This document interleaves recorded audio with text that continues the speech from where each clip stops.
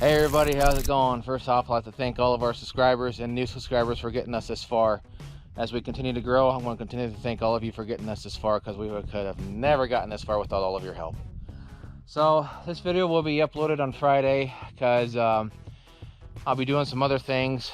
I'm going to have to clean some stuff here, but so there's some things I'm going to have to grab, like some oil for the riding mower. Got to change that, and I also got to get that hammer chisel for some stuff on the 258s. So I'm gonna go ahead and have this project my official third. I know I've said about the 73 Roadrunner, but I'm saving that back now because, well, I just don't have the proper stuff to fix the front frame, and I want to do it properly. So it's just gonna get put back now. I'll just whittle away at it little at a time. Rabbit.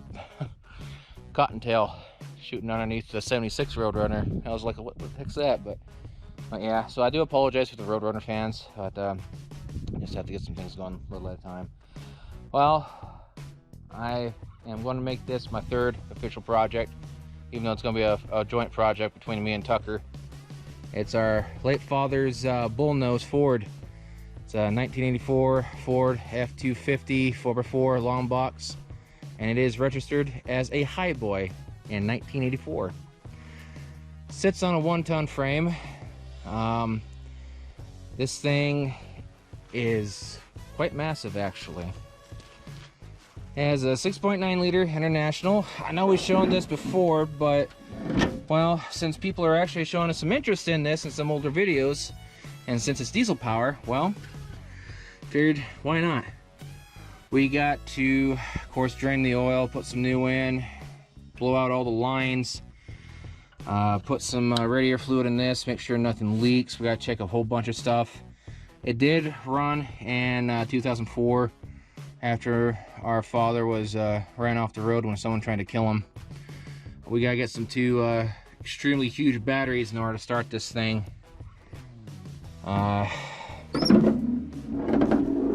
I don't know how it's gonna act or react, but we just gotta do a whole bunch of TLC on it. Now, when our father was riding off the road, he hit an irrigation culvert, one of those cement ones, and he pretty much took this entire tire off. Now, if it wasn't for this flatbed, there was a train coming. If this wasn't on there, my father would have rolled right into it and probably would have been gone. Instantly, but luckily this saved him, and we were able to have him just a little bit longer. This is a 4-speed.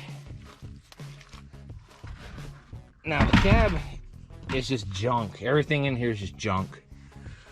As you can see, when it went over, it pushed a lot of things up. This is way out of position. Yeah, it's no overdrive on it, which is the best kind of transmission you could have for a 4-speed. Yeah. That's kind of loose a little, but that's easy to fix. Wonder why that's a little loose. I don't know what the heck that is. Never quite noticed that before.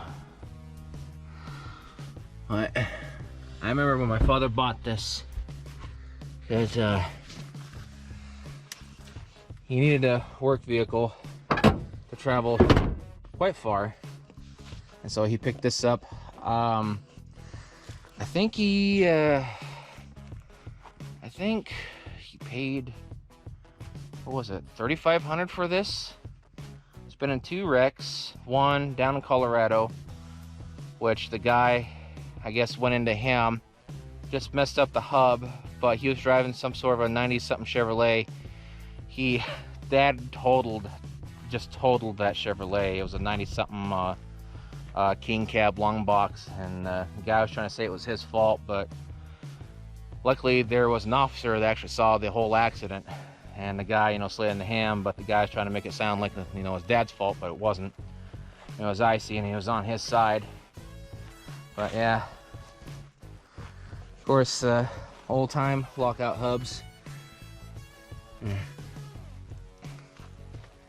I mean, for a diesel, this is huge. This is actually a little bit bigger than than the donor one that we're getting here very shortly. We gotta haul that over sometime because we've been so busy with other things, but now we gotta start grabbing some stuff here and there again. This is a posi rear end. I can't remember what gear ratio it is, along with the front. We gotta do a lot of TLC. We gotta drop that gas tank and work on it. And someone actually stole Dad's the emergency brake lever right there, which is kind of strange that someone stole that, because he found it once and came out from a store, found the cables dangling, and yeah, a few choice words later, as he told us all about it, someone stole it. Because he remember goes in, he always checked his pickup because he was proud of this, and he came out and someone stole it. And of course, this used to be blue, but someone painted it white. It was that odd baby blue color. But when we get the other cab, it's going to be painted white. I think the interior is going to remain the red and tan. But yeah, not much to really show in the back because it's just an old-time flatbed. And if someone wants to know what this is a Greyhound box. Yeah, Dad used to use Greyhounds for stuff for races and stuff like that, and for other things too, to haul dogs around, just to give them a ride and stuff like that. But all in all, not much to really show on this truck, because there's really not much there to really talk about. But yeah, I'm just gonna go ahead and turn this into a official project. So the big three, the 258s and Dad's 84 Highboy. Kind of strange that in 84 they actually listed this as a Highboy. So you know, I can't remember if this is like a custom cab or some sort of a XLT, or can't remember. It never was marked as such. But the rating on this, I guess with the 1-ton frame, it's like 273, 275. Tucker's 3/4 ton Highboy, his 78, 79. Sorry, Tucker, I can't remember what year it is. That's listed as a rating for a 273, so I think this is the 275, something like that, instead of just the F250. But the rating is pretty high up there. All right. But once I get that cab, and once I get done getting this cleared out next week, and actually a little bit tomorrow too, on Friday once I upload this, I'll be able to actually have some room to start doing some things, because I need to do a lot of markings on some cables and wires, and take the cab completely off. I'm just gonna flip it, take the doors off, take whatever else off, and just flip it.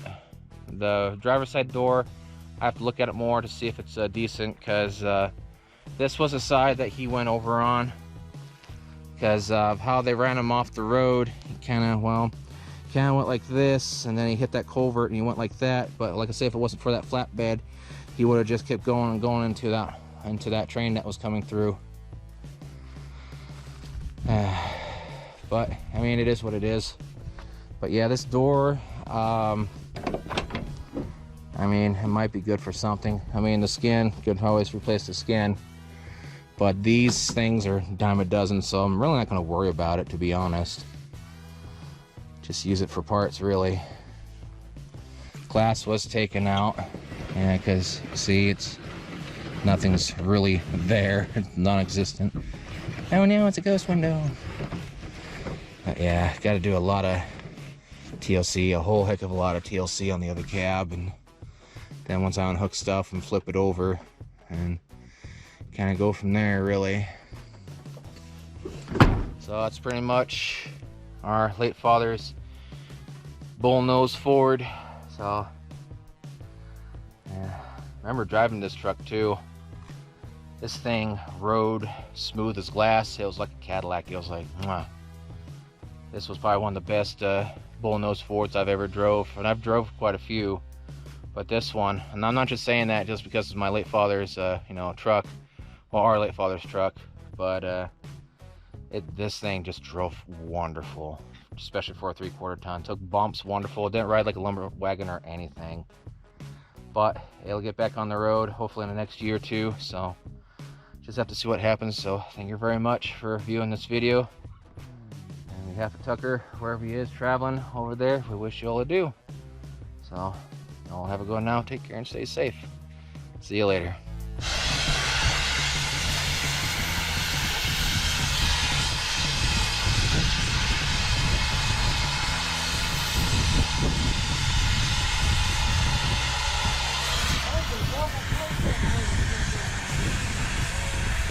Yeah, we got to. Could be worse. Could be worse. Okay. With this trailer, who knows anymore?